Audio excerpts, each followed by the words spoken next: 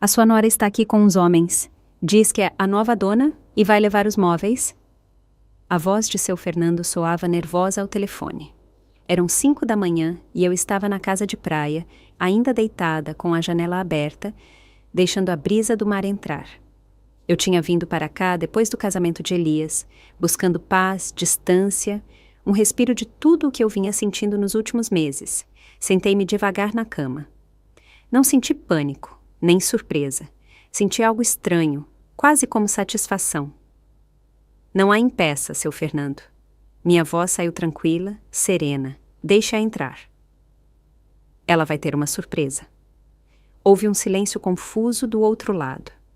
A senhora tem certeza, dona Rosália? Completamente. Deixe-a passar com os homens dela. Apenas se certifique de que ela assine o livro de registro com o nome completo e o RG.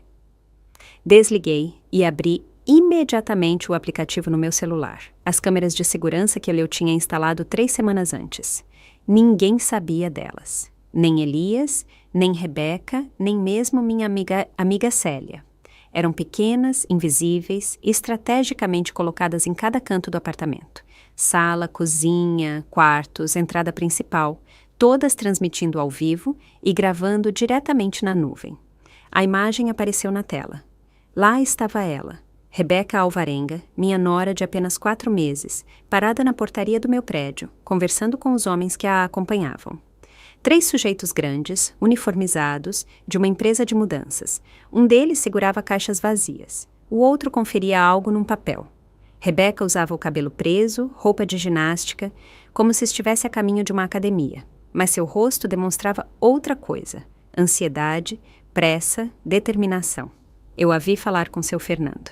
Ela gesticulava muito, apontava para o elevador. Embora eu não pudesse ouvir o que ela dizia, li em seus lábios algo que me fez apertar o celular com mais força. É meu direito, agora me pertence.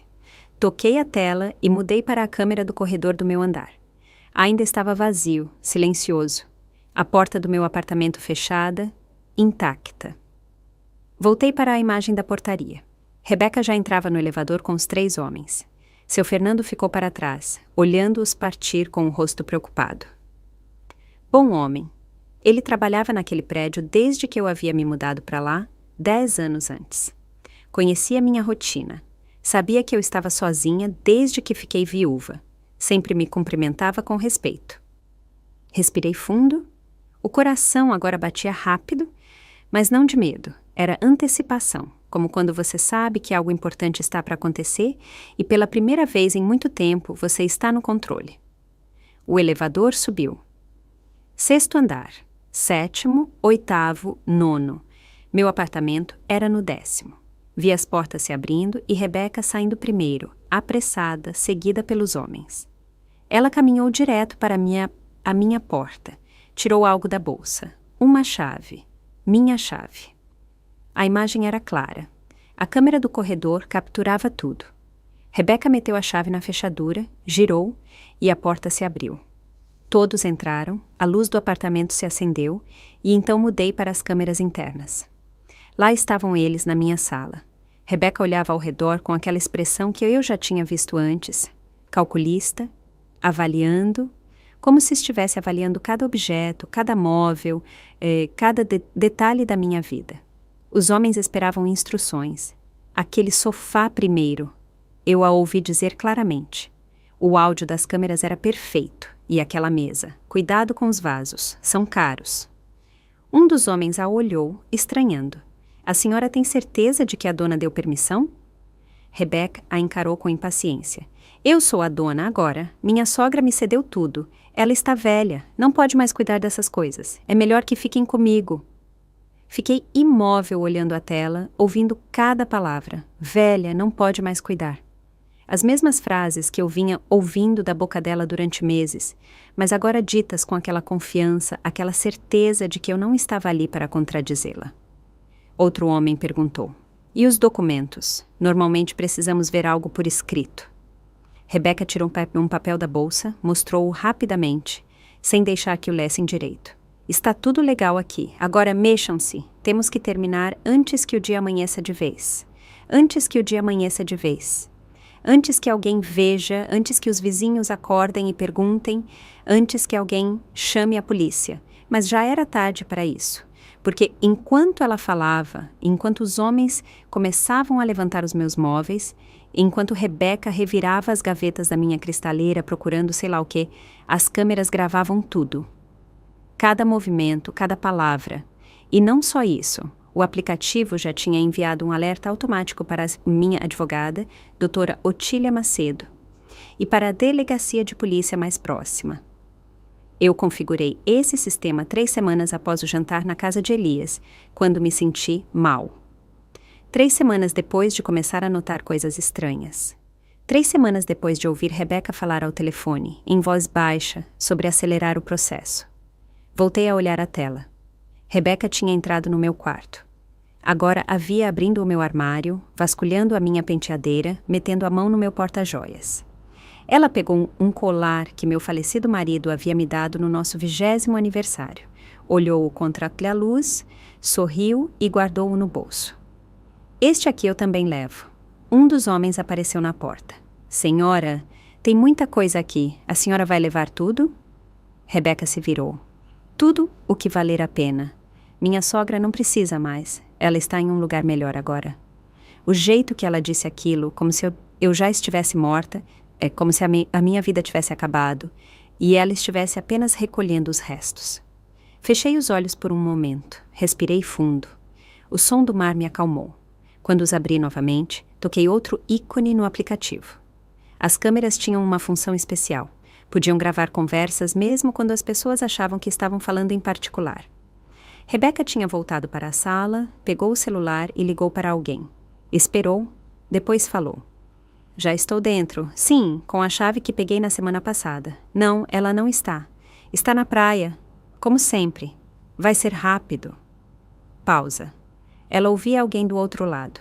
Não, a história do chá não deu certo. Parece que ela parou de tomar. Mas não importa, já. Com isso é o suficiente. Assim que eu tiver tudo aqui, vou fazer Elias assinar os papéis.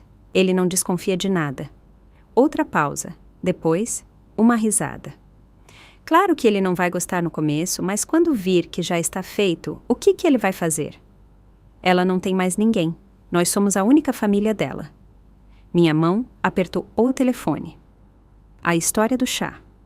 Aquelas tardes na casa de Elias, quando Rebeca insistia para que eu ficasse para o lanche, quando me preparava aquele chá de ervas, que, segundo ela, era bom para a circulação, para o sono, para os nervos, aquele chá depois do qual eu sempre me sentia tonta, confusa, com náuseas que duravam horas.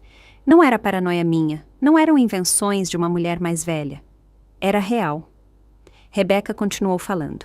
Olha, com o que tem aqui, podemos vender pelo menos 20 mil reais, e isso sem contar o apartamento. Quando vendermos, são mais 1.200.000. Vamos ficar bem por anos, e ela nem vai poder reclamar. Para quando ela se der conta, já vai estar tudo no nosso nome. Ela desligou. Ficou parada no meio da minha sala, olhando ao redor com aquele sorriso, satisfeita, vitoriosa. Eu fiquei sentada na cama, na casa de praia, com o telefone na mão e lágrimas que eu não sabia que estavam ali até sentir uma rolar pela minha bochecha. Não era pelos móveis, não era pelo dinheiro, era pela traição. Era por perceber que meu filho tinha se casado com alguém capaz de fazer isso. Era por todas aquelas vezes em que duvidei de mim mesma, em que pensei que estava exagerando, em que me disse que eu era apenas uma sogra ciumenta, uma velha amargurada que não aceitava compartilhar o filho. Mas não era isso. Rebeca Alvarenga tinha planejado me roubar, tinha tentado me envenenar, e agora estava na minha casa, no meu espaço, tocando nas minhas coisas, levando a minha vida pedaço por pedaço. Olhei a hora. 5h25 da manhã. A polícia já deveria ter recebido o alerta. A doutora Otília também. A qualquer momento, as coisas iam mudar. Mas antes que isso acontecesse, eu precisava entender como havia chegado até ali. Como uma mulher de 60 anos, viúva, independente, que tinha criado o filho sozinha depois que o marido morreu, que tinha trabalhado a vida toda, que tinha comprado aquele apartamento com o próprio dinheiro, tinha acabado sendo vista como um obstáculo, como algo a ser tirado do caminho. Eu precisava me lembrar de onde tudo começou. Tudo começou 4 meses atrás, quando Elias me ligou para dizer que tinha conhecido alguém especial. Eu estava no salão de beleza com Célia ao meu lado. Íamos juntas todas as semanas, nas quintas-feiras à tarde. Era o nosso ritual há anos. Arrumávamos o cabelo, fazíamos as unhas, colocávamos a vida em dia. Célia tinha 62 anos, 2 a mais que eu, e também era viúva. Tínhamos nos conhecido em um grupo de caminhada matinal no parque, e desde então éramos inseparáveis. Quando o telefone tocou e vi o nome de Elias, sorri. Meu filho não ligava com tanta frequência quanto antes, mas quando ligava, sempre alegrava o meu dia. Mãe, eu preciso te contar uma coisa. A voz dele soava diferente, animada, nervosa. Diga, filho. Eu conheci alguém, uma mulher incrível. O nome dela é Rebeca. Estamos saindo há 3 meses e acho que ela é a pessoa certa. Fiquei imóvel sob o secador. Célia me olhou com curiosidade. 3 meses e eu não sabia de nada. 3 meses e ele nunca tinha me apresentado a ela. Engoli a pequena pontada que senti no peito e sorri, embora ele não pudesse me ver. Que boa notícia, Elias. Fico muito feliz por você. Eu quero que vocês a conheçam. O que você acha de virem jantar na minha casa no sábado? Você e a sua amiga Célia, se ela quiser vir. Eu aceitei. Claro que aceitei. Ele era o meu filho, o meu único filho. O homem que eu tinha criado sozinha depois que o pai dele morreu de um infarto, quando Elias tinha apenas 17 anos. 13 anos haviam se passado desde então. 13 anos em que a minha vida tinha girado em torno de garantir que ele estivesse bem, que terminasse a faculdade, que conseguisse um bom emprego, que fosse feliz. O sábado chegou e eu fui para o apartamento dele com uma garrafa de vinho e um doce que eu tinha comprado na confeitaria favorita de Elias. Célia veio comigo. Ela sempre dizia que eu precisava de testemunhas nos momentos importantes da minha vida. Rebeca abriu a porta. Ela era mais jovem do que eu esperava. 32 anos. Eu descobriria depois. Quase 15 anos a menos que Elias. Alta, magra, com o cabelo longo e escuro, maquiagem perfeita, roupa cara. Ela sorriu largamente quando nos viu. Dona Rosália, que prazer conhecê-la finalmente. Elias não para de falar da senhora. Ela me abraçou. Foi um abraço longo, apertado, como se fôssemos velhas amigas. Ela cheirava a um perfume doce e forte. Entramos.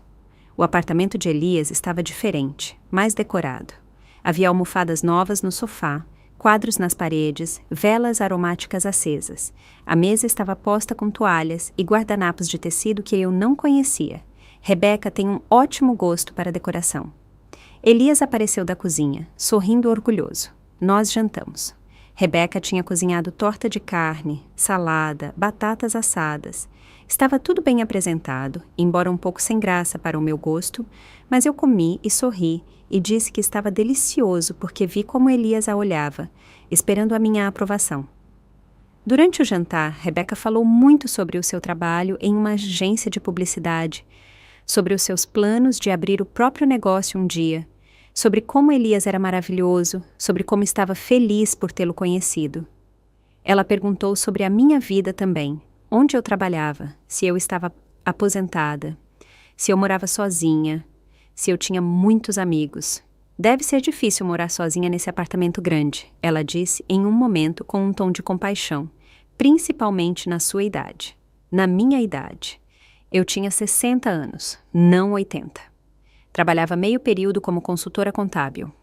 Ia à academia 3 vezes por semana. Tinha um grupo de amigas com quem saía regularmente, dirigia o meu próprio carro, pagava as minhas próprias contas, viajava quando queria.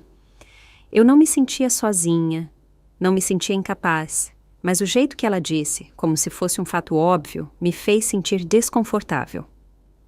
Eu estou bem, respondi simplesmente. Gosto da minha independência. Rebeca sorriu. Claro, mas, mesmo assim, se a senhora precisar de ajuda com algo, Elias e eu estamos aqui. Somos família agora. Família. Eles estavam saindo há 3 meses e ela já falava em família. Célia me olhou de soslaio. Eu conhecia aquele olhar. Era o jeito dela de dizer, cuidado. Depois do jantar, Rebeca insistiu em preparar um chá. Eu trouxe umas ervas especiais. São ótimas para a digestão e para relaxar. Ela voltou da cozinha com 4 xícaras fumegantes. O chá tinha um cheiro estranho, algo entre hortelã e algo mais amargo que eu não consegui identificar. Bebi um pouco por educação. Célia mal provou o dela. Elias tomou o dele inteiro, elogiando o sabor. Rebeca nos observava enquanto bebíamos, sorrindo. Meia hora depois, comecei a sentir tontura. Uma tontura leve no início, depois mais forte. A sala parecia se mover um pouco. Eu disse a Elias que era melhor ir embora, que eu estava cansada.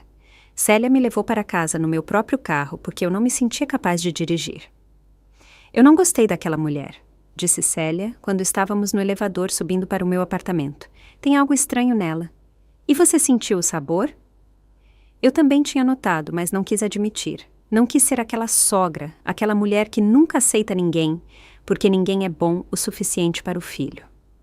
Nas semanas seguintes, Rebeca começou a aparecer mais na minha vida. Ligações para me convidar para tomar café. Mensagens no WhatsApp perguntando como eu estava.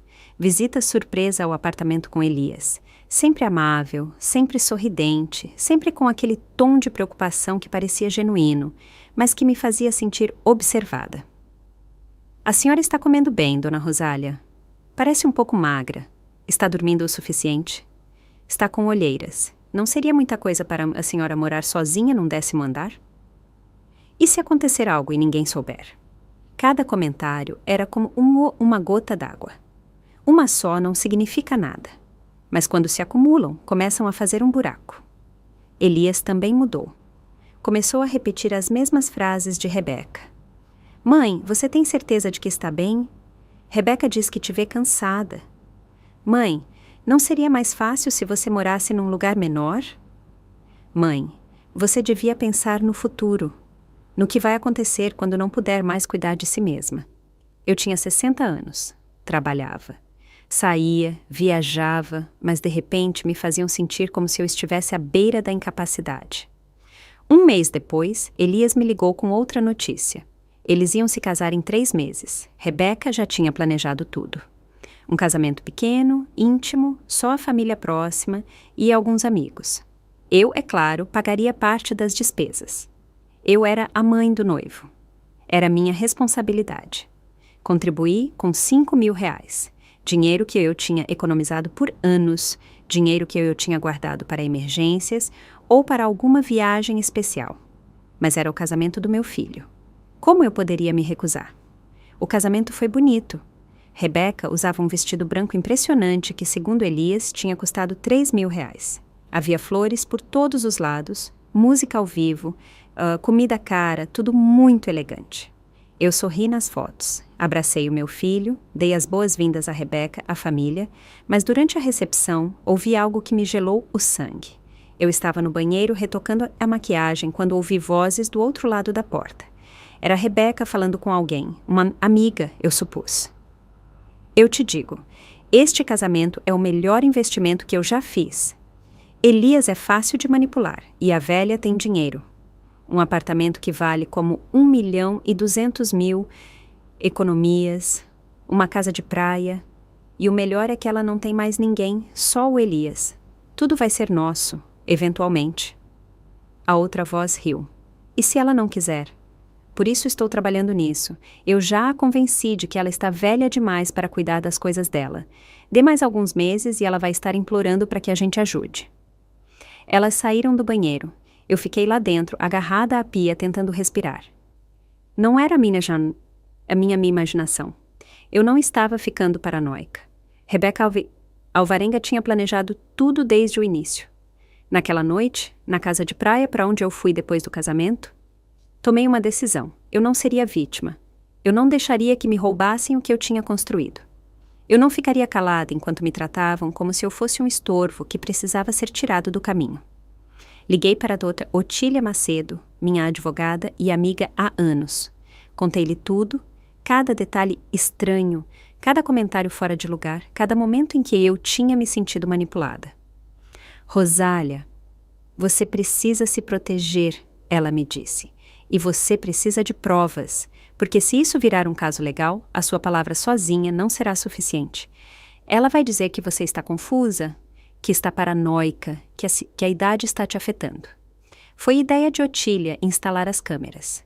Câmeras pequenas, invisíveis, com áudio de alta qualidade em toda a minha casa, conectadas a um aplicativo no meu telefone, programadas para gravar tudo e enviar alertas automáticos se alguém entrasse sem a minha permissão. Se ela tentar alguma coisa, você terá provas, disse Otília, e essas provas a afundarão. Instalei as câmeras 3 semanas atrás. Troquei as fechaduras também, mas deixei uma chave velha escondida onde eu sabia que Rebeca a encontraria. Eu queria que ela pensasse que ainda tinha acesso. Eu queria que ela se sentisse segura. E funcionou.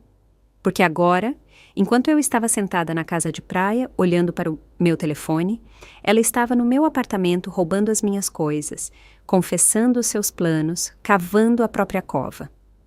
2 semanas após o casamento, quando eu ainda estava processando o que tinha ouvido no banheiro, Rebeca começou a próxima fase do seu plano. Ela me convidou para almoçar no apartamento dela. Bem, agora era o apartamento dela e de Elias.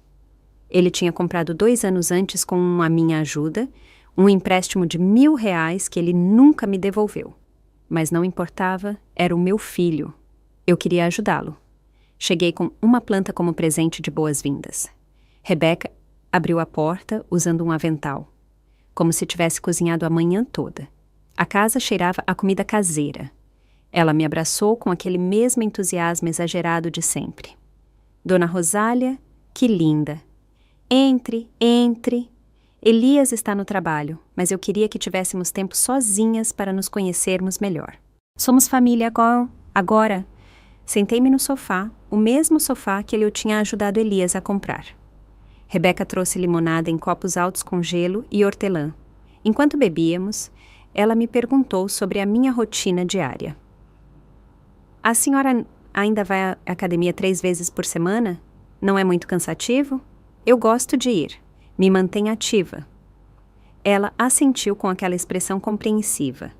É admirável, mas a senhora tem que se cuidar. Em certa idade, o corpo não responde mais igual.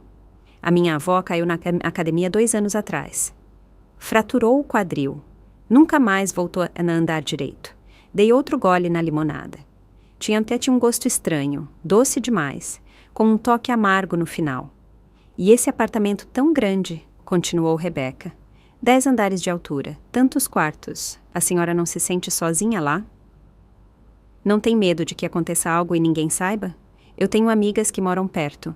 Célia me visita sempre. Sim, mas mesmo assim, uma mulher na sua idade morando sozinha. Elias se preocupa muito com a senhora, sabia? Ele sempre diz que fica angustiado só de pensar em algo ruim que possa acontecer. Minha idade, de novo. Como se 60 anos fosse sinônimo de incapacidade. Nós almoçamos frango assado com legumes. A comida estava boa, embora novamente um pouco sem graça. Rebeca insistiu para que eu comesse mais, servindo-me porções grandes. Depois do almoço, ela preparou aquele chá outra vez, o mesmo da primeira noite, as mesmas ervas com aquele cheiro estranho. É ótimo para a digestão e ajuda a dormir melhor. A senhora mencionou que às vezes tem insônia. Eu nunca tinha mencionado isso. Eu dormia perfeitamente bem, mas ela disse com tanta certeza que por um momento eu duvidei da minha própria memória. Bebi o chá por educação. Desta vez, o sabor amargo era mais forte. Forcei-me a terminar enquanto Rebeca me observava com aquele sorriso fixo. Dona Rosália, eu quero falar sobre algo importante. Ela se inclinou para a frente, como se fosse compartilhar um segredo. Elias e eu estivemos pensando. A senhora tem muitas propriedades, muitas responsabilidades. O apartamento, a casa de praia, as contas, os impostos. Não seria mais fácil se a gente ajudasse a senhora a administrar tudo isso? Meu coração bateu mais rápido. Eu administro bem as minhas coisas. Claro, claro. Não digo que a senhora não consiga, só que às vezes é bom ter ajuda. Alguém mais jovem que entenda de tecnologia, de bancos, de todas essas coisas modernas. A gente podia fazer o Elias ser coproprietário, por exemplo. Só por segurança, para que, se algo acontecer com a senhora, esteja tudo em ordem. Coproprietário. Aquela palavra me caiu como água gelada. Eu não acho que seja necessário. Rebeca manteve o sorriso, mas algo mudou em seus olhos. Bom, pense nisso. É só uma sugestão. Nós só queremos cuidar da senhora. Meia hora depois, comecei a me sentir mal de novo. A mesma tontura da primeira vez. Náuseas. O quarto se movia levemente. Eu disse que era melhor ir embora.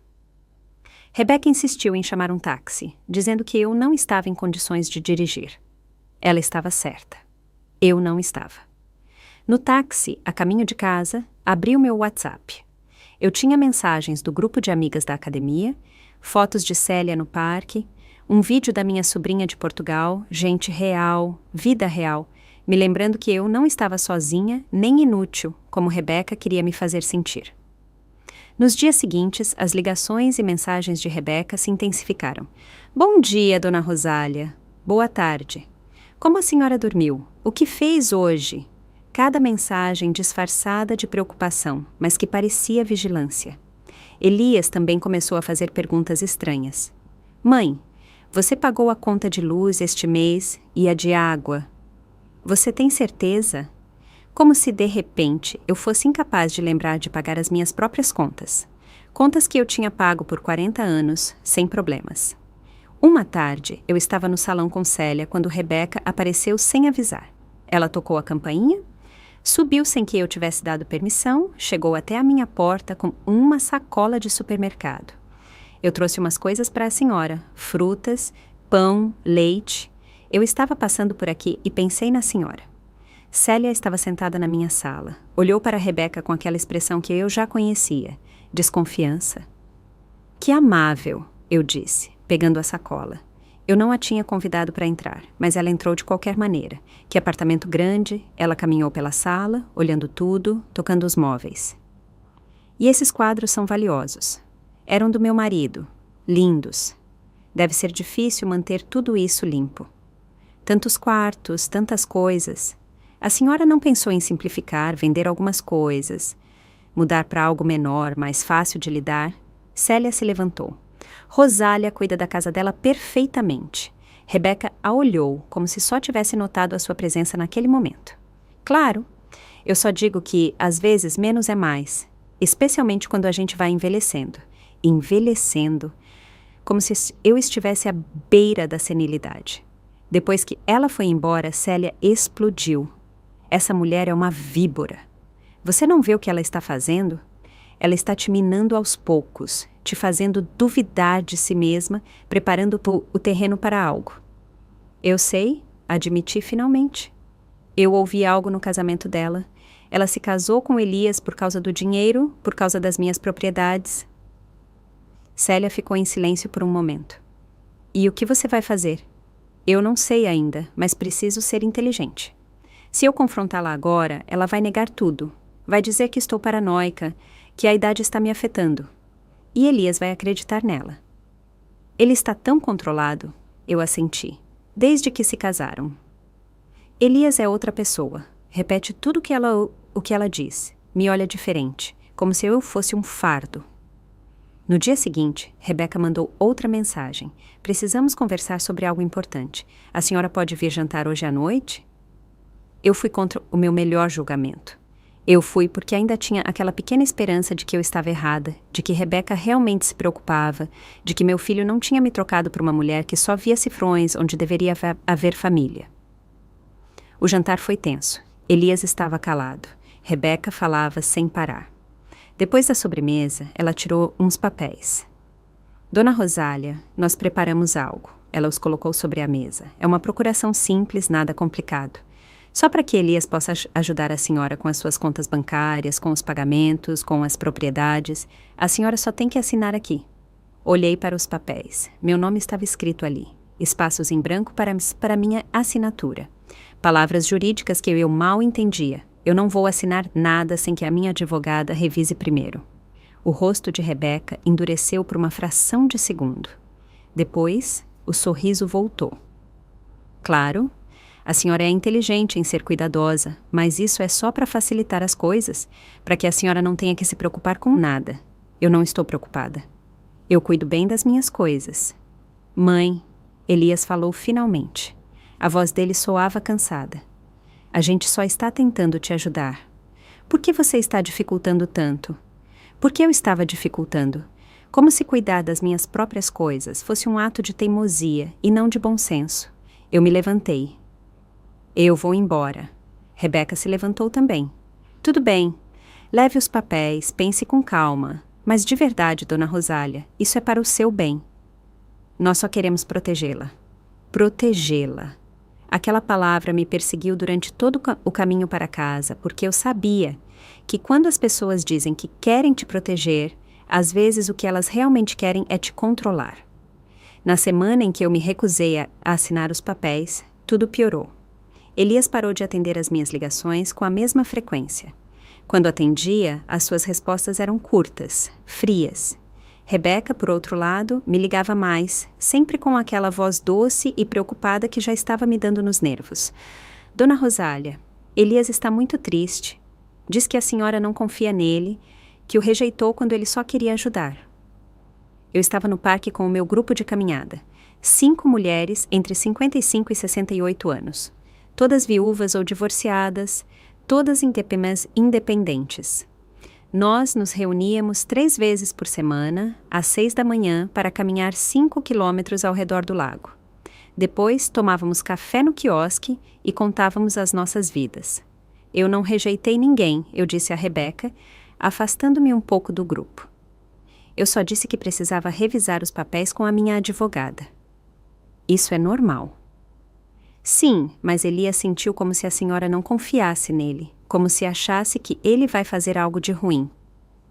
Rebeca, são as minhas propriedades. Eu tenho o direito de ser cuidadosa. Houve um silêncio. Depois, a voz dela mudou levemente. Mais fria. Claro, a senhora tem razão. Bom, espero que a sua advogada diga que está tudo em ordem. Nós só queremos o melhor para a senhora, mesmo que a senhora não veja assim. Ela desligou. Voltei para as minhas amigas. Severina Matos, a mais velha do grupo, olhou para mim com preocupação. Tudo bem? Minha nora. Ah, Severina conhecia a história. Todas conheciam. Eu tinha contado tudo. Essa mulher precisa que você estabeleça limites claros. Eu sei, mas é difícil. Elias está completamente do lado dela. Tânia Gomes, que tinha 61 anos e havia sido enfermeira por 30 anos, se aproximou. Rosália, você continua sentindo aquelas tonturas depois de visitá-los? Sim. Toda vez que tomo aquele chá que ela prepara, não tome mais nada que ela te der. Nada, nem comida, nem bebida, nada. Você acha que ela poderia realmente estar colocando algo? Tânia me olhou séria. Eu já vi casos. Pessoas que usam ervas, remédios, qualquer coisa para fazer uma pessoa parecer confusa, doente, incapaz. Depois, dizem que a pessoa precisa de ajuda, que não pode se cuidar sozinha e acabam assumindo o controle de tudo. As palavras dela me gelaram, porque faziam sentido, tudo fazia sentido. Naquela tarde, fui ver a doutora Otília Macedo. O escritório dela ficava no centro, um prédio antigo, mas bem cuidado. Otília tinha 65 anos, cabelo completamente branco que ela usava curto, óculos grossos e uma mente jurídica brilhante. Ela era minha advogada desde que meu marido morreu. Eu lhe mostrei os papéis que Rebeca queria que eu assinasse. Otília os leu em silêncio. A sua expressão ficou cada vez mais séria. Finalmente, ela os deixou sobre a mesa e me olhou. Rosália, se você tivesse assinado isso, basicamente estaria dando a Elias poder total sobre todas as suas contas, suas propriedades, suas decisões financeiras. Eles poderiam vender o seu apartamento sem o seu consentimento. Poderiam esvaziar as suas contas bancárias, poderiam fazer o que quisessem. Senti o ar me faltar. Mas Rebeca disse que era só para me ajudar. Para ajudar a eles. Este não é um documento de ajuda. É um documento de transferência de poder e está redigido de uma forma muito inteligente. Qualquer juiz que o veja vai pensar que você não está em condições de cuidar dos seus próprios assuntos. O que eu faço? Otília se recostou na cadeira. Primeiro, não assine nada nunca sem me consultar. Segundo, precisamos te proteger legalmente. Eu vou redigir documentos que estabeleçam claramente que você está em pleno uso das suas faculdades, que toma as suas próprias decisões e que ninguém tem autoridade sobre os seus bens, exceto você. Terceiro, e isto é importante, você precisa de provas do que está acontecendo. Que tipo de provas? Gravações, mensagens, qualquer coisa que demonstre que estão te manipulando. Porque se isso chegar aos tribunais, e eu suspeito que pode chegar, a sua palavra sozinha não será suficiente. Eles vão dizer que você está confusa, que a idade está te afetando, que você precisa de ajuda. Vão te pintar como uma velha senil que não sabe o que faz. Aquela palavra, velha. Como se ter 60 anos me tornasse automaticamente alguém sem validade. E se eu instalar câmeras no meu apartamento? Otília levantou uma sobrancelha. Câmeras para gravar se eles tentarem entrar sem a minha permissão. Ou se disserem algo comprometedor quando estiverem lá. É a sua propriedade. Você tem todo o direito de instalar câmeras de segurança. E sim, elas podem ser úteis como evidência. Eu saí do escritório dela com um plano. Naquela mesma tarde, procurei na internet. Encontrei câmeras pequenas, sem fio, com áudio de alta definição. Elas se conectavam a um aplicativo no telefone, gravavam automaticamente quando detectavam movimento. Guardavam tudo na nuvem. Custavam R$ 8.000 por um pacote de 6 câmeras. Comprei sem pensar 2 vezes. Elas chegaram 3 dias depois. Passei uma tarde inteira instalando-as. Na sala, escondida atrás de um porta-retrato. Na cozinha, em cima da geladeira.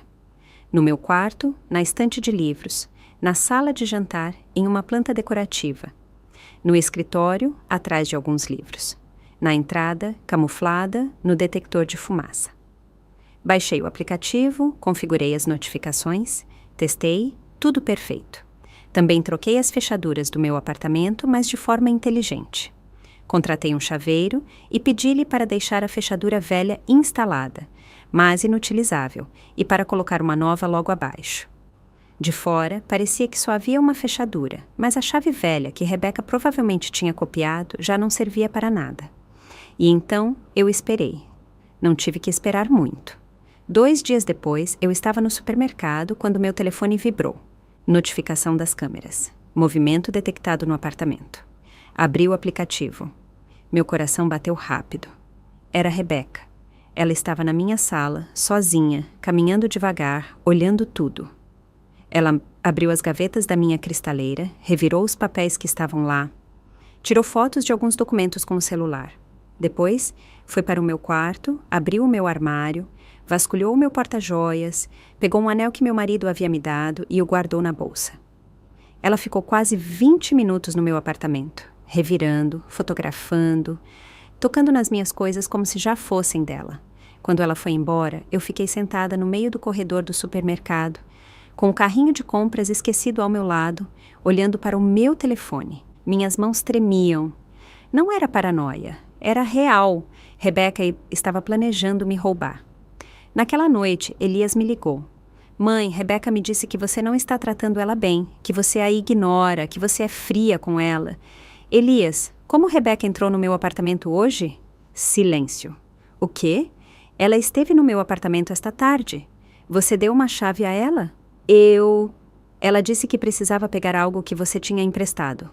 Eu não emprestei nada a ela, e ela estava revirando as minhas gavetas, os meus documentos, as minhas coisas pessoais. Você acha isso normal? Mãe, não comece com as suas teorias. Rebeca quer te ajudar e você só a rejeita. Você está sendo paranoica. Aquela palavra de novo. Elias, eu tenho câmeras. Eu a gravei, revirando as minhas coisas, tirando fotos dos meus documentos, roubando um anel. Outro silêncio, mais longo. Câmeras.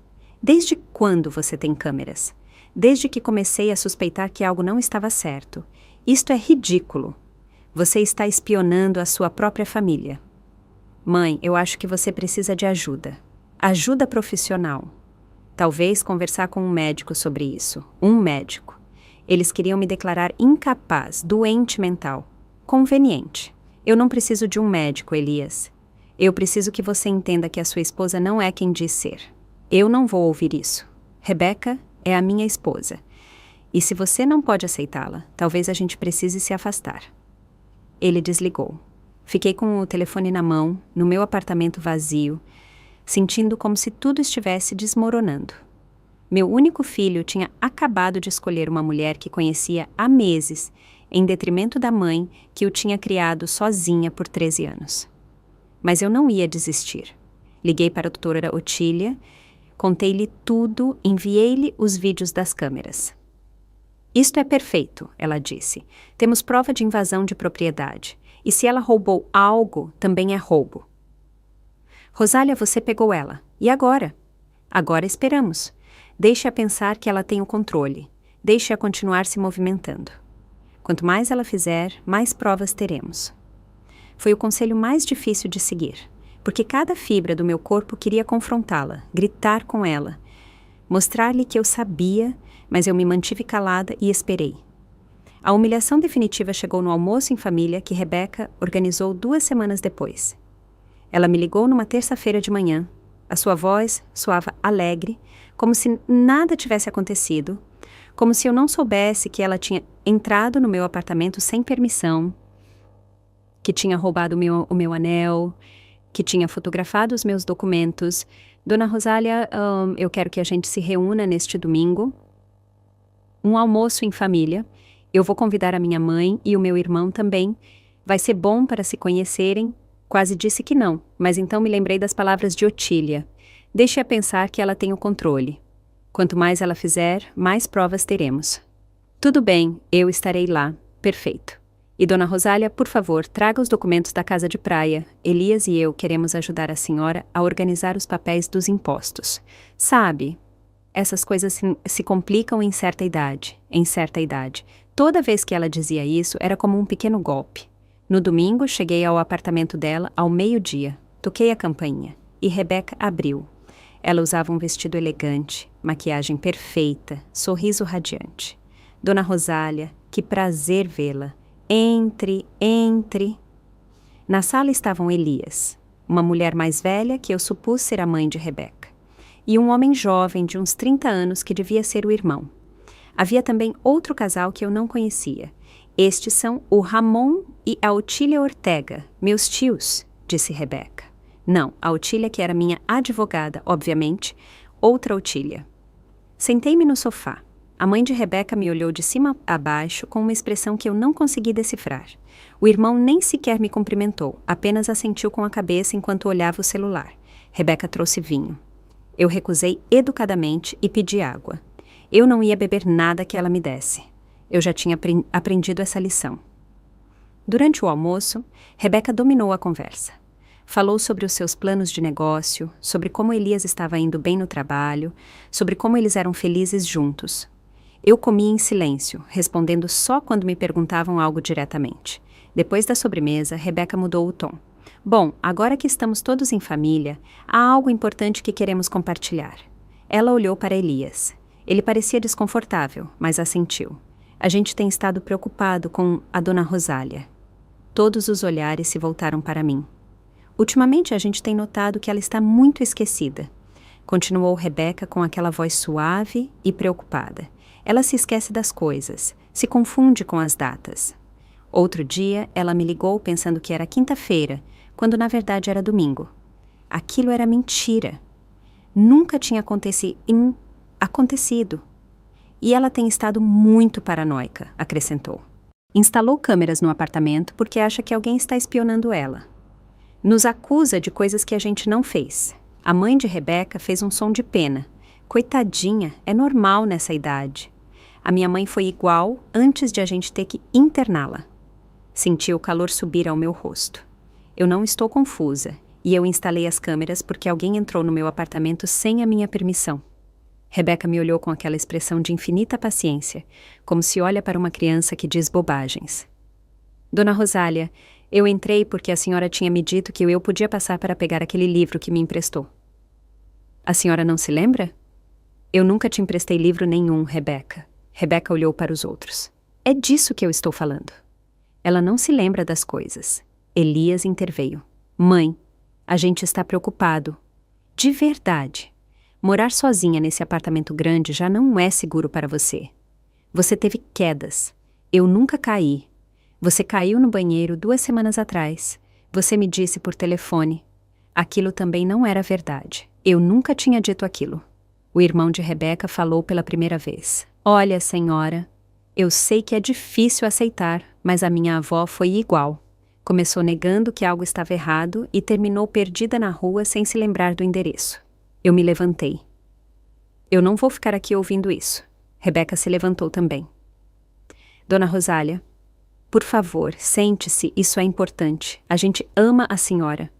A gente quer te ajudar. Por isso, preparamos uma solução. Ela tirou uns papéis de uma pasta que estava sobre a mesa. Papéis diferentes dos da primeira vez. A gente conversou com um advogado. Isso é uma tutela voluntária. Basicamente, a senhora aceita que precisa de ajuda para cuidar dos seus assuntos e nos autoriza a fazer isso por você. É o melhor. Assim, a senhora pode continuar vivendo tranquila, sem se preocupar com nada. Olhei para os papéis. Depois, olhei para Elias. Meu filho, o homem que eu tinha criado, não me olhava nos olhos. Eu não vou assinar isso.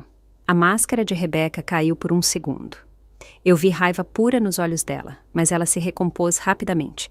Dona Rosália, se a senhora não assinar voluntariamente, a gente vai ter que iniciar um processo legal. A gente tem testemunhas. Ela apontou para todos na sala.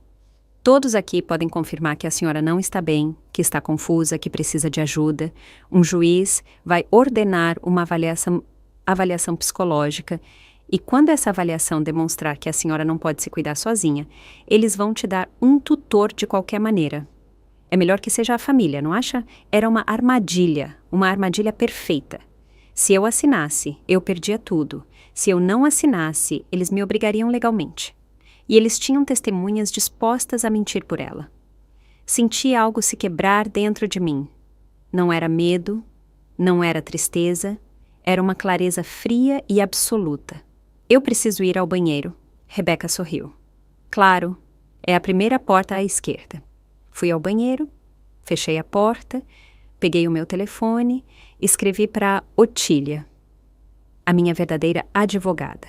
Estão tentando me forçar a assinar uma tutela. Tem testemunhas falsas, preciso de ajuda. A resposta dela chegou em segundos. Não assine nada. Saia daí. Vou iniciar ações legais imediatamente. Temos as gravações. Isso é coação. Respirei fundo, lavei o rosto, olhei-me no espelho. Eu vi uma mulher de 60 anos, cansada, sim, assustada também, mas não derrotada. Eu saí do banheiro. Todos me esperavam em silêncio. Eu não vou assinar, eu disse com a voz clara. E se vocês tentarem me forçar, a minha advogada vai tomar medidas legais contra todos vocês por coação e fraude. Rebeca se levantou. Fraude? Como a senhora se atreve? Eu sei exatamente o que você está fazendo. Eu sei que você entrou no meu apartamento sem permissão. Eu sei que você roubou o meu anel. Eu sei que você tem inventado coisas sobre mim para que pareça que eu estou incapacitada e eu tenho provas de tudo. A sala ficou em silêncio absoluto. Elias finalmente me olhou. Mãe, do que você está falando? Pergunte à sua esposa sobre o anel de ouro que ela tirou do meu porta-joias 2 semanas atrás. Pergunte a ela sobre as fotos que ela tirou dos meus documentos. Pergunte a ela sobre as conversas telefônicas em que ela fala do meu apartamento como se já fosse dela. Rebeca riu, uma risada nervosa. Isso é ridículo. Elias, você viu do que eu estou falando? Ela está delirando. Eu tenho gravações? Eu disse simplesmente. O sangue sumiu do rosto dela. Câmeras com áudio em todo o meu apartamento, gravando toda vez que alguém entra, guardando tudo na nuvem, e a minha advogada tem cópias de tudo. Eu me virei para Elias. Filho, eu te amo, mas a sua esposa se casou com você por dinheiro, pelo meu dinheiro, pelas minhas propriedades, e ela tem tentado fazer com que eu pareça incapaz para poder tirar tudo de mim. Não é verdade. A voz de Rebeca soava aguda. Elias, não acredite nela, ela está doente. Ela está vendo coisas que não existem. Mas Elias me olhava diferente agora, como se estivesse finalmente vendo algo que tinha estado ali o tempo todo. Peguei a minha bolsa, eu estou indo embora, E da próxima vez que alguém entrar no meu apartamento sem a minha permissão, eu vou chamar a polícia. Eu saí. Ninguém me deteve. No elevador, descendo, as minhas mãos tremiam. Eu tinha rompido o silêncio. Tinha mostrado as minhas cartas, mas não tinha outra opção. Lá fora, no meu carro, eu fiquei sentada por um longo tempo. O telefone tocou. Era Célia. Como foi o almoço? Horrível. Eu te conto depois. Você está bem? Não, eu não estava bem, mas eu ia ficar. Eu ia ficar. Dirigi para a casa de praia. Eu precisava ficar longe, eu precisava pensar. Eu precisava me preparar para o que estava por vir, porque agora a Rebeca sabia que eu sabia. E pessoas desesperadas fazem coisas desesperadas. Naquela mesma noite, da casa de praia, liguei para Otília. Eu preciso me proteger legalmente, agora. Nós nos encontramos no dia seguinte. Ela veio até a praia com uma pasta cheia de documentos. Sentamos na varanda com o som das ondas ao fundo, enquanto ela me explicava cada passo que a gente ia dar. Primeiro, vamos fazer uma avaliação psicológica completa com um profissional certificado para demonstrar que você está em pleno uso das suas faculdades mentais. Que não há demência, não há confusão, não há nada que justifique uma tutela. Eu assenti. Quanto tempo isso leva? 1 semana? Talvez 2. São várias sessões, testes cognitivos, entrevistas, mas é fundamental porque, quando Rebeca tentar dizer que você está incapacitada, a gente vai ter evidência médica recente que a contradiz. Que mais? Vamos atualizar o seu testamento e vamos colocar cláusulas muito específicas, que nenhuma propriedade pode ser vendida ou transferida sem a sua autorização expressa em cartório, que qualquer mudança requer a aprovação de 2 testemunhas independentes. Basicamente, a gente vai blindar tudo. Eu anotei mentalmente cada coisa. Você também precisa mexer nas contas bancárias. Abra novas contas em outro banco, transfira o seu dinheiro para lá, contas às quais só você tenha acesso. Nem mesmo diga a Elias que elas existem. E a casa de praia está só no seu nome, certo?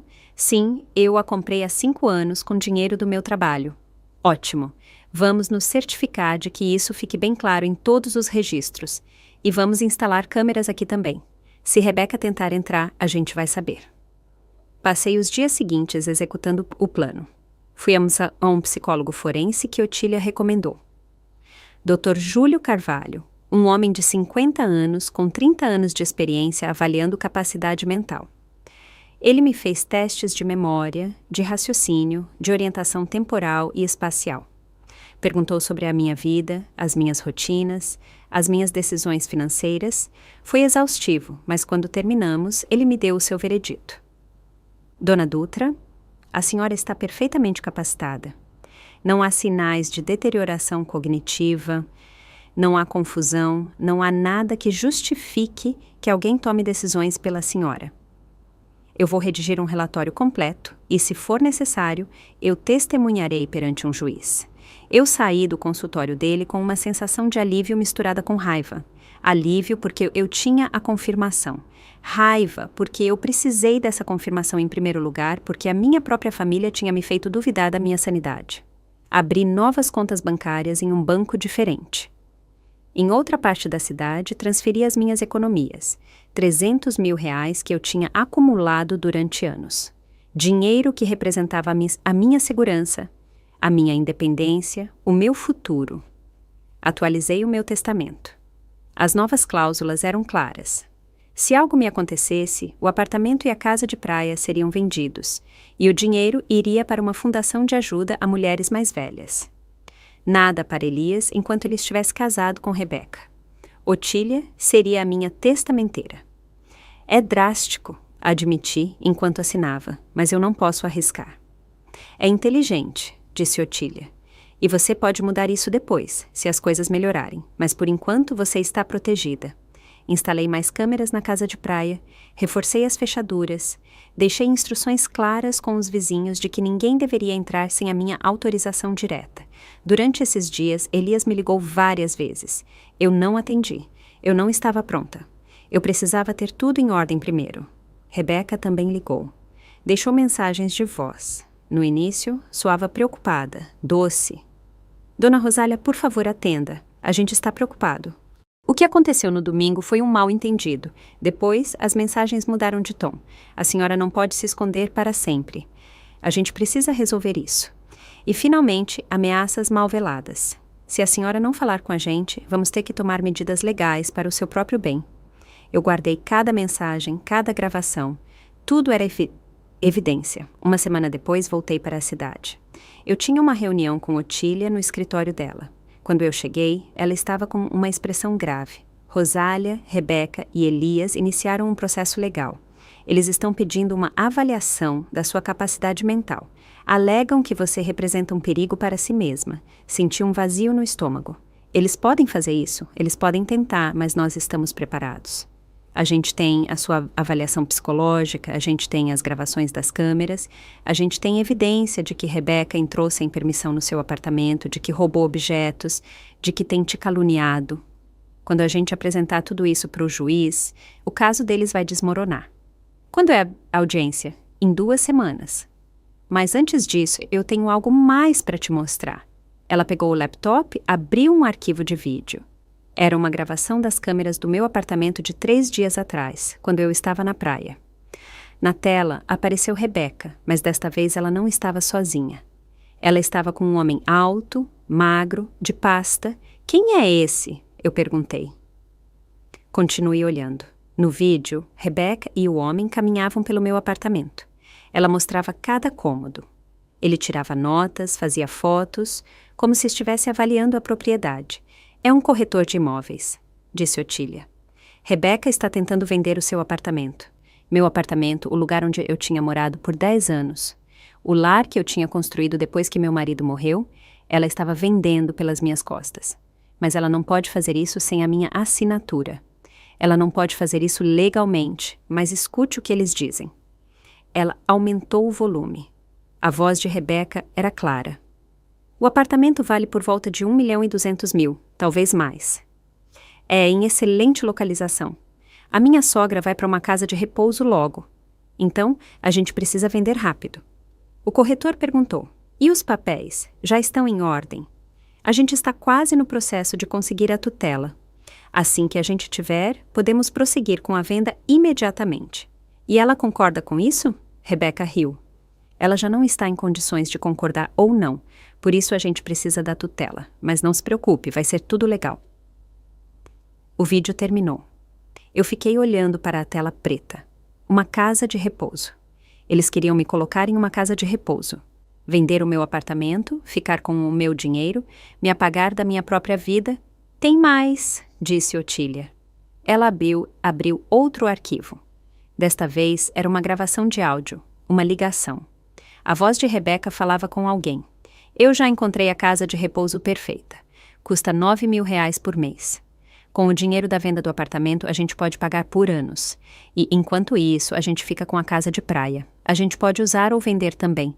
São mais 400.000 fácil. A outra voz, que parecia a do irmão dela, perguntou. E se ela resistir? Ela não pode resistir. Assim que a gente tiver a tutela, ela não tem mais voz nem voto. E se ela fizer escândalo, só confirma que está louca. É perfeito. Fechei os olhos. A dor no meu peito era física, real, como se algo tivesse se quebrado por dentro. Quando você gravou isso? Eu perguntei. 2 dias atrás. As câmeras captaram a ligação dela quando ela estava na sua sala, falando tranquilamente sobre como eles iam dispor da sua vida. Abri os olhos. A tristeza estava se transformando em algo mais, algo frio e duro. O que mais as câmeras captaram? Otília me olhou séria. Tem algo mais e é grave. Ela abriu um terceiro vídeo, data de uma semana atrás. Rebeca estava na minha cozinha, sozinha. Abriu o armário onde eu guardava os temperos, tirou um pequeno frasco da bolsa, esvaziou-o no meu pote de açúcar. Depois, misturou com uma colher, guardou o frasco vazio de volta na bolsa e foi embora. O que era aquilo? Minha voz soava estranha, distante. A gente não sabe, mas precisamos descobrir. Você ainda tem esse açúcar? Eu não estava no apartamento há 1 semana. Ótimo. A gente vai agora. Vamos pegar uma amostra e mandar analisar em um laboratório. Fomos imediatamente. Entramos no meu apartamento com luvas. Otília tirou uma sacola com selo. Abriu o pote de açúcar, com uma colher limpa, pegou uma amostra, selou. Eu vou levar isso para um laboratório particular. A gente vai saber o que é em 48 horas. Essas 48 horas foram as mais longas da minha vida. Eu não conseguia dormir, não conseguia comer, só pensava naquele frasco, em Rebeca misturando algo no meu açúcar, em todas as vezes que eu tinha tomado café com açúcar nas últimas semanas, nas tonturas, na confusão. Quando Otília ligou com os resultados, eu já sabia que seriam ruins. Era um sedativo. Benzodiazepínicos em doses altas, o suficiente para causar desorientação, tontura, problemas de memória. Se você tivesse continuado a consumir, eventualmente isso teria causado sintomas que pareceriam demência. Sentei-me devagar. Ela estava me envenenando. Sim, e a gente tem a evidência em vídeo. Rosália, isso não é mais só manipulação financeira. Isso é tentativa de dano físico. Isso é crime. 2 dias depois de descobrir sobre o veneno, eu estava na casa de praia quando o alarme tocou. 5 da manhã, o telefone vibrou contra a mesa. Seu Fernando, o porteiro. A sua nora está aqui com uns homens. Diz que é a nova dona e vai levar os móveis. Abri o aplicativo das câmeras. Lá estava ela, Rebeca Alvarenga, parada na portaria do meu prédio com 3 homens grandes, uniformes de empresa de mudanças e um caminhão estacionado lá fora. Não a impeça, seu Fernando. Deixe-a entrar. Ela vai ter uma surpresa. Desliguei e liguei imediatamente para Otília. Ela atendeu no segundo toque, com a voz alerta. Rosália, o que aconteceu? Rebeca está no meu prédio. Ela veio levar os meus móveis com homens e caminhão. Perfeito, não faça nada. As câmeras estão gravando tudo. Eu vou ligar para a polícia agora mesmo. Diga a eles o endereço do seu apartamento. Invasão de propriedade em andamento. E se levarem algo antes que cheguem, melhor ainda para as acusações. Apenas mantenha a calma. Isso é exatamente o que a gente precisava. Ela desligou. Eu fiquei sentada na cama com o coração batendo rápido, olhando para a tela do meu telefone. Eu vi como Rebeca falava com seu Fernando, como ele, seguindo as minhas instruções, pedia para ela assinar o registro com o nome completo e... Como ela fez, sem hesitar, convencida de que tinha todo o direito. Eu os vi entrar no elevador, subir andar por andar, chegar ao 10º, caminhar pelo corredor até a minha porta. Rebeca tirou uma chave da bolsa. A chave velha que já não servia. Ela a meteu na fechadura. Girou. Não funcionou. Tentou outra vez. Nada. Eu a vi xingar. Um dos homens perguntou algo. Ela revirou a bolsa. Tirou outra chave. Provavelmente, uma cópia que tinha feito. Também não funcionou. Esperem aqui. Ela disse para os homens. Pegou o celular, ligou para alguém. Pelo movimento dos lábios, eu pude ler que ela dizia o nome de Elias. Ela esperou. A ligação caiu na caixa postal. Ligou de novo. A mesma coisa. Eu a vi respirar fundo, guardar o telefone, olhar para a porta com determinação. Depois, ela se agachou e tirou mais algo da bolsa. Um cartão fino, tentou forçar a fechadura. Isto é ilegal, disse um dos homens. Senhora, se a senhora não tem a chave, a gente não pode entrar. Eu tenho o direito de entrar. Esta é a minha propriedade agora. Minha sogra me cedeu. A senhora tem papéis que provam isso? Rebeca tirou um papel amassado da bolsa. Mostrou-o rapidamente. Está aqui. Procuração. Tudo legal. O homem olhou com mais atenção. Isto não está assinado pela dona. Está sim. A assinatura dela está ali. Senhora, eu trabalho com mudanças há 15 anos. Eu reconheço assinaturas falsas. Esta não é real. Rebeca guardou o papel bruscamente.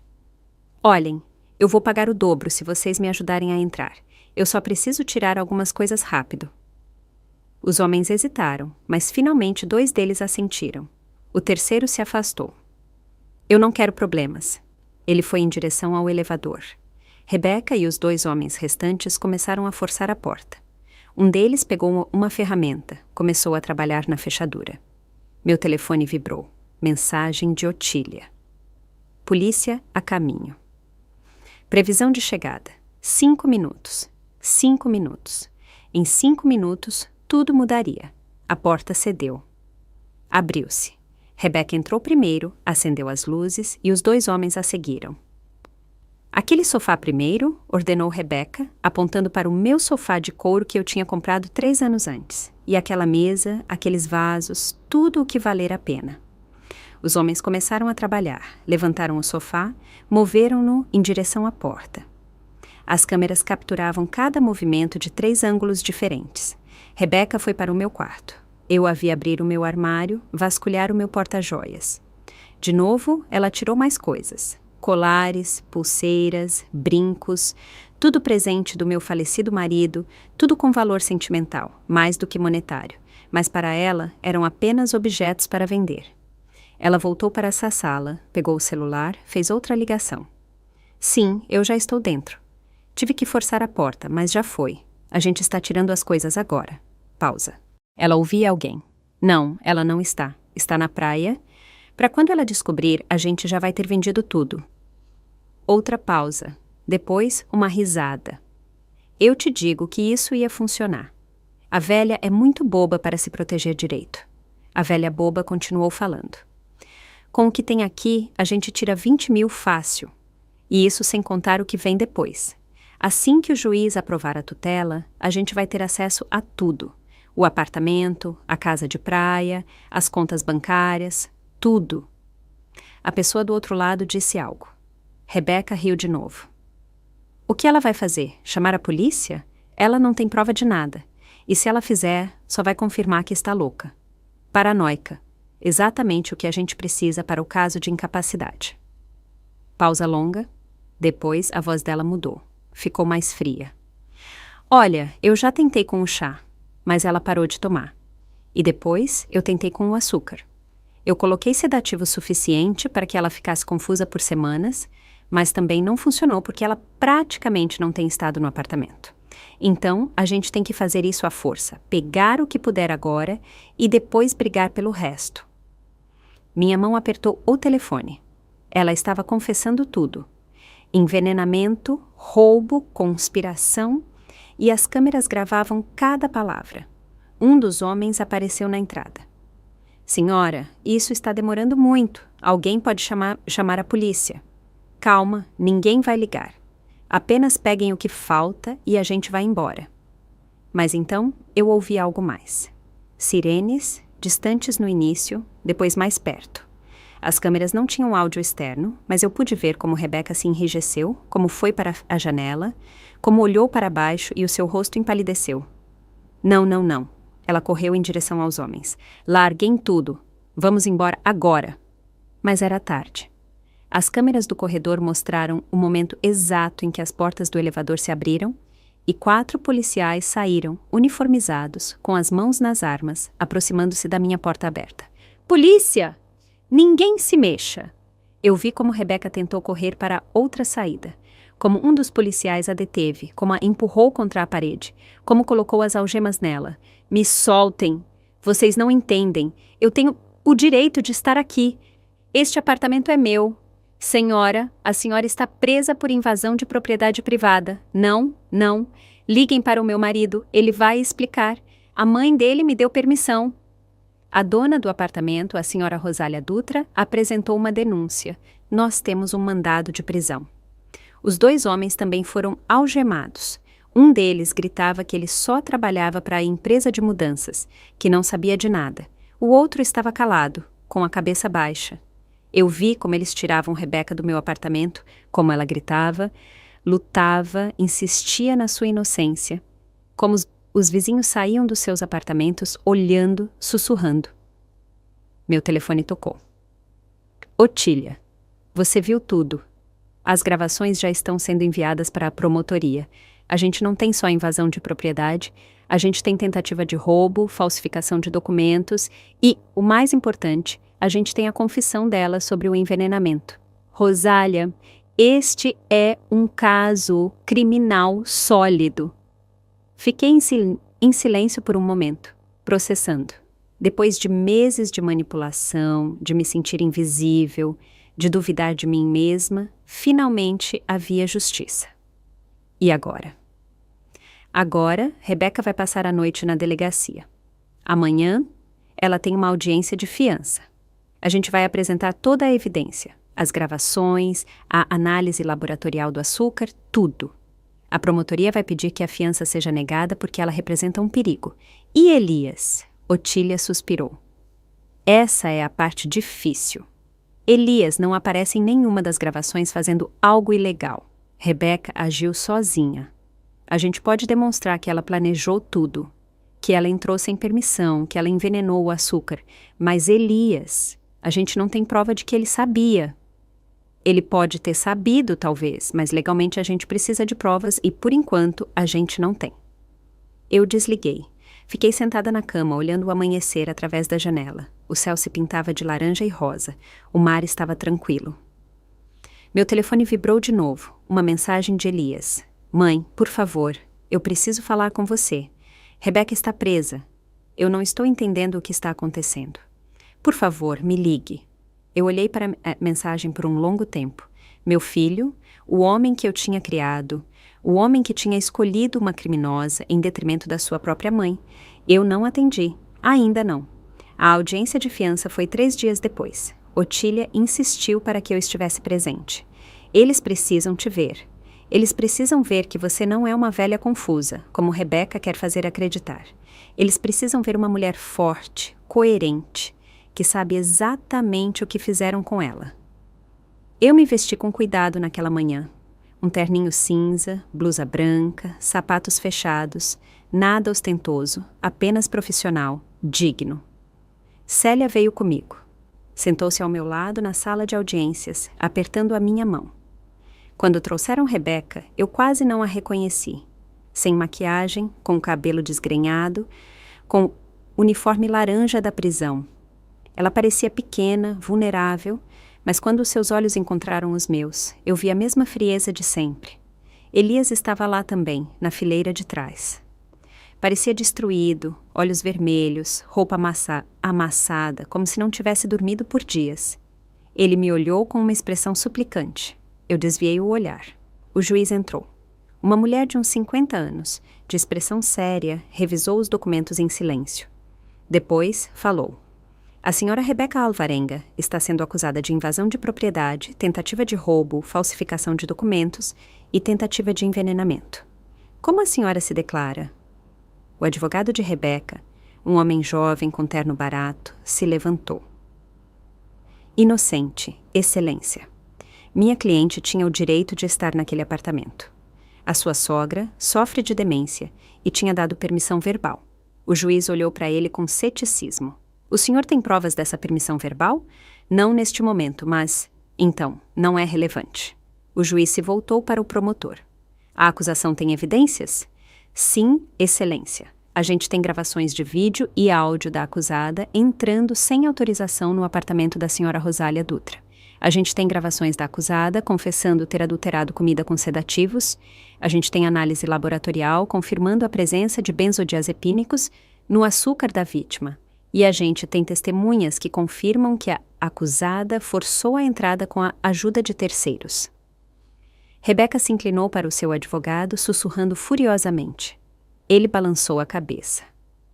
Excelência, continuou o promotor. A senhora Alvarenga representa um perigo claro para a vítima. Durante meses, ela tentou fazê-la parecer mentalmente incapacitada para ficar com as suas propriedades. Chegou ao ponto de envenená-la. Se lhe for concedida a fiança, há risco de que ela tente entrar em contato com a vítima ou destruir evidências adicionais. O juiz olhou para Rebeca.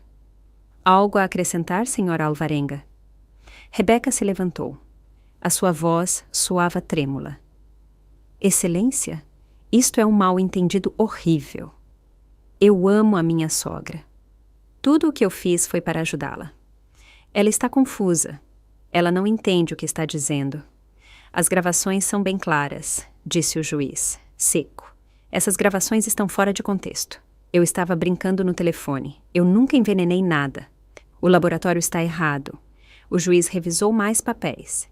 Diz aqui que a senhora também iniciou um processo legal para obter a tutela da senhora Dutra, alegando incapacidade mental. Isso está correto?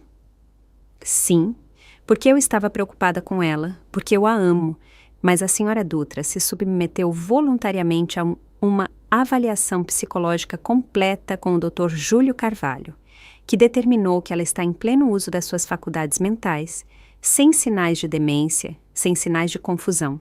Como a senhora explica isso? Rebeca gaguejou. O médico deve estar errado, ou ela o enganou. A minha sogra é muito manipuladora quando quer. Ouvir aquilo. Depois de tudo, ela me chamar de manipuladora. Quando era ela quem tinha planejado me roubar, me envenenar, me trancar em uma casa de repouso.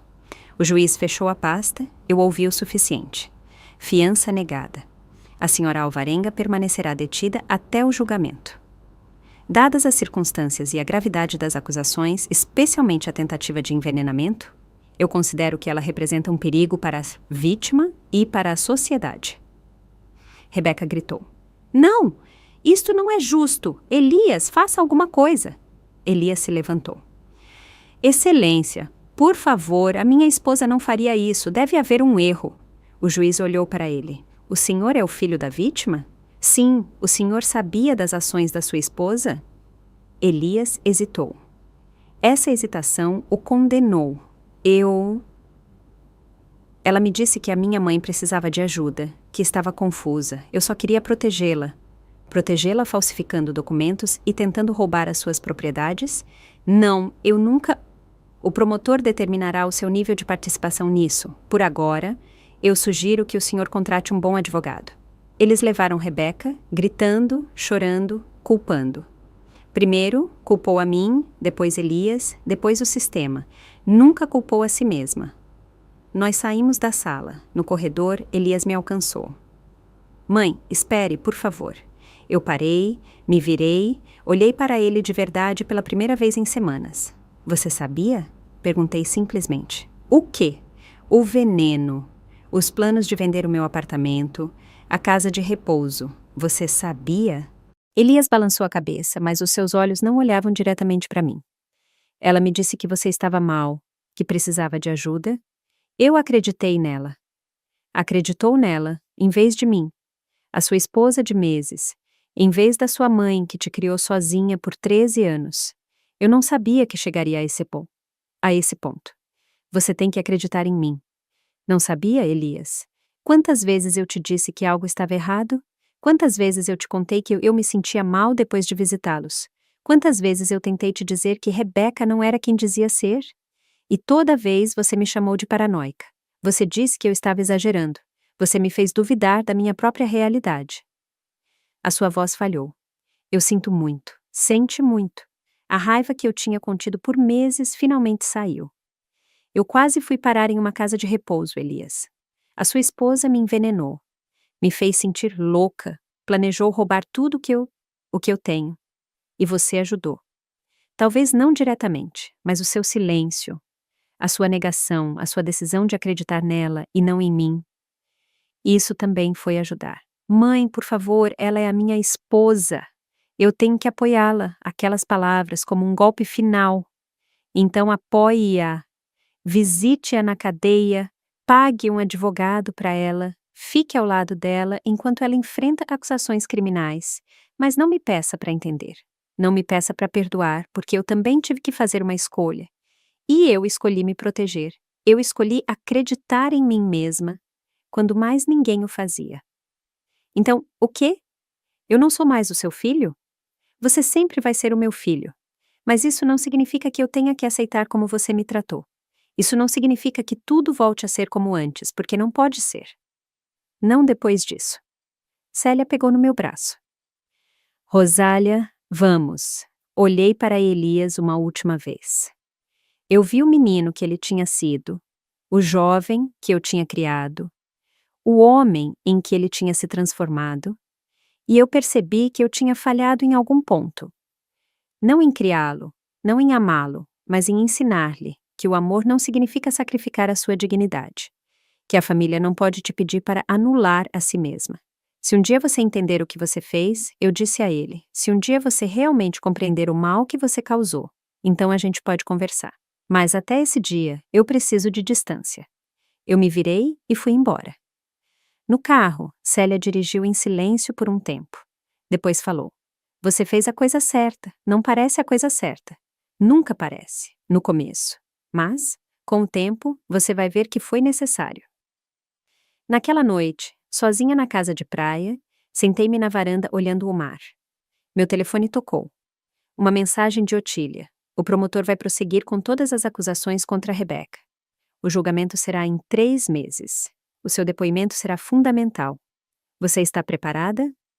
Olhei para a mensagem. 3 meses. 3 meses para esperar, para lembrar, para reviver tudo, mas também 3 meses para curar, para reconstruir, para aprender a ser eu mesma de novo. Eu respondi, eu estou preparada. E eu estava, porque pela primeira vez em muito tempo eu não tinha medo. Eu tinha clareza, eu tinha força e eu tinha algo que Rebeca nunca pôde tirar de mim. Eu tinha a minha verdade. O julgamento chegou 3 meses depois. Durante esse tempo, eu vivi tranquila na casa de praia. Célia vinha me visitar todo fim de semana. As minhas amigas do grupo de caminhada me ligavam sempre, mandavam mensagens de apoio, fotos das suas vidas. Severina me mandou um vídeo da neta dela dançando.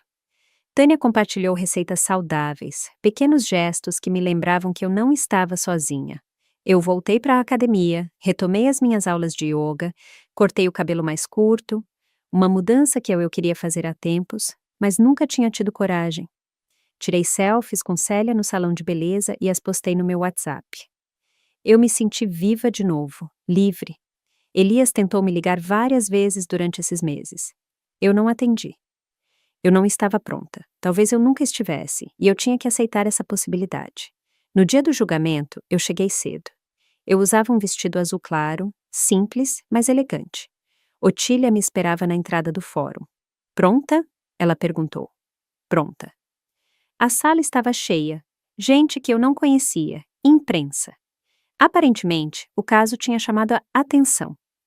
Uma história sobre uma mulher mais velha se defendendo de uma nora manipuladora ressoava com muitos. Rebeca entrou com o seu advogado. Ela parecia diferente, mais magra, o cabelo mais curto, mas os olhos continuavam os mesmos. Frios, calculistas. O julgamento durou 2 semanas. Eles apresentaram evidência após evidência. As gravações das câmeras foram reproduzidas na sala. Eu vi os membros do júri reagirem quando ouviram Rebeca confessar sobre o envenenamento. Eu vi os rostos deles de desgosto quando a viram revirando as minhas gavetas, roubando as minhas coisas, planejando a minha internação.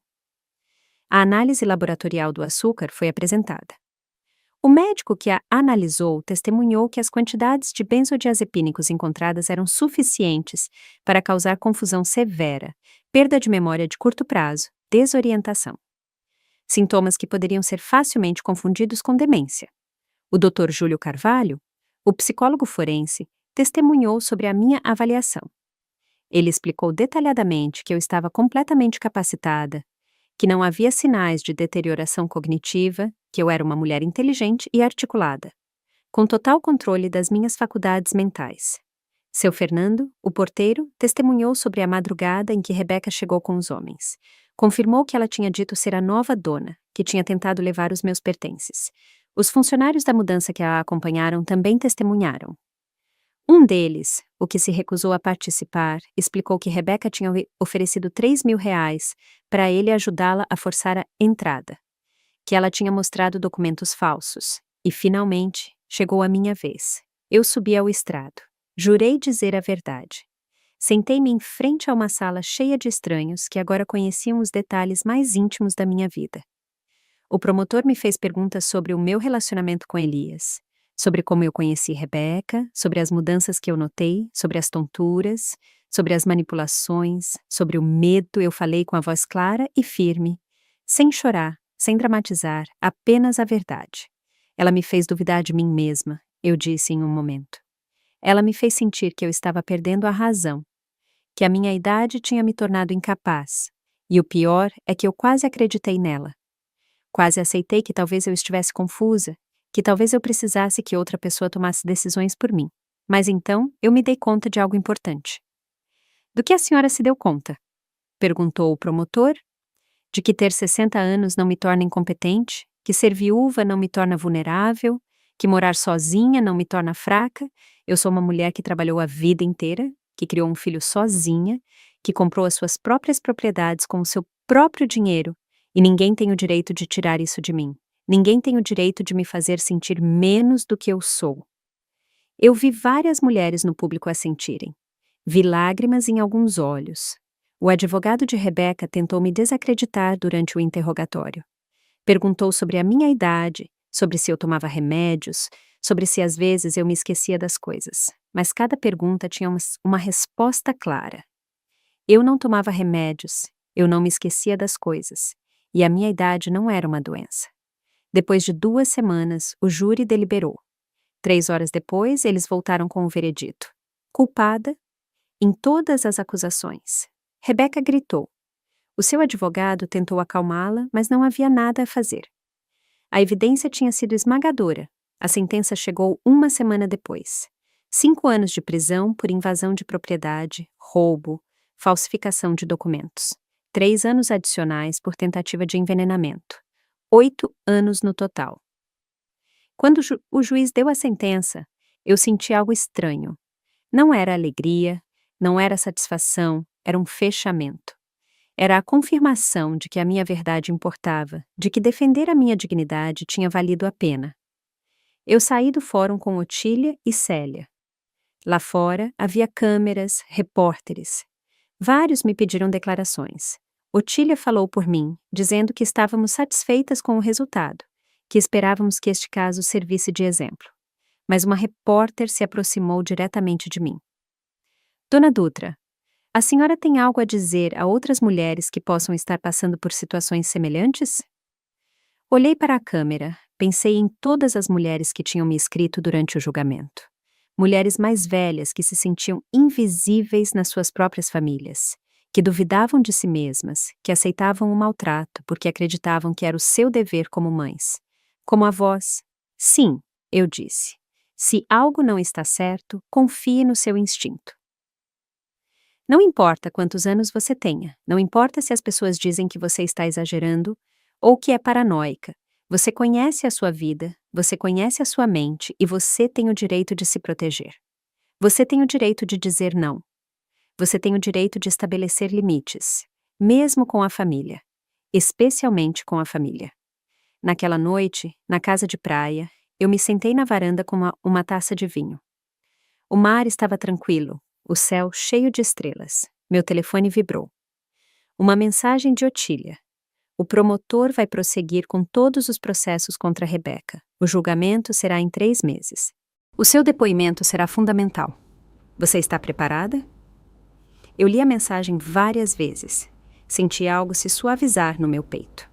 Não era perdão ainda, mas talvez, com o tempo, eu pudesse fazê-lo. Eu não respondi naquela noite, mas guardei a mensagem. Os meses seguintes foram de reconstrução. Eu vendi o apartamento na cidade. Muitos flashbacks escuros ali. Comprei um menor, mais moderno, perto da academia e das minhas amigas. Um lugar novo para uma nova etapa. Eu viajei para Portugal, onde a minha sobrinha me recebeu de braços abertos, para a Argentina, onde eu sempre quis conhecer, para lugares que eu tinha adiado por anos porque sempre havia algo mais importante para fazer. Eu me inscrevi em aulas de pintura. Eu descobri que gostava, eu não era boa, mas não importava. Era meu, o meu tempo, a minha paixão. Célia e eu começamos um pequeno negócio juntas, consultoria contábil para mulheres mais velhas que precisavam de ajuda com as suas finanças. Havia uma necessidade real, muitas mulheres que nunca tinham cuidado do dinheiro, que dependiam de filhos ou familiares, que se sentiam perdidas, nós as ajudávamos. Ensinávamos, dávamos-lhes ferramentas para serem independentes. 1 ano depois do julgamento, Elias e eu nos vimos para tomar café. Foi desconfortável no início, mas a gente conversou de verdade. Ele sobre a terapia dele, sobre como estava aprendendo a reconhecer a manipulação, sobre o seu processo de divórcio, eu sobre a minha nova vida, as minhas viagens, o meu negócio.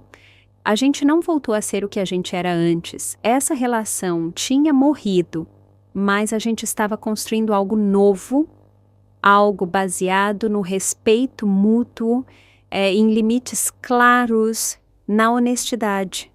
Uma tarde, 2 anos depois de tudo, eu estava no salão de beleza com Célia. A gente estava fazendo as unhas, rindo de algo bobo quando o meu telefone vibrou. Uma mensagem da minha sobrinha de Portugal com uma foto do seu bebê recém-nascido. Célia me olhou. Tudo bem? Eu sorri. Sim, está tudo bem. E estava, finalmente, porque eu tinha aprendido a lição mais importante da minha vida. Cuidar dos outros é lindo, mas cuidar de si mesma não é egoísmo, é sobrevivência, é dignidade, é amor próprio. Durante tantos anos, eu tinha cuidado de todos. Do meu marido quando ele ficou doente, de Elias enquanto ele crescia, de quem precisasse de mim. Mas, finalmente, depois de 62 anos de vida, era eu quem decidia de quem cuidar. E eu escolhi a mim. E essa escolha salvou a minha vida. Gostou da minha história e de qual cidade está ouvindo? Vamos nos encontrar nos comentários. Se você gostou da história, pode me apoiar enviando um super thanks para que eu possa continuar trazendo mais histórias como essa. Já te agradeço muito pelo apoio. Estou esperando seus comentários sobre a história. No vídeo, você pode ver 2 novas histórias de vida que eu recomendo de coração. Tem muito mais no meu canal, não esquece de se inscrever. Até a próxima história de vida, com carinho e respeito.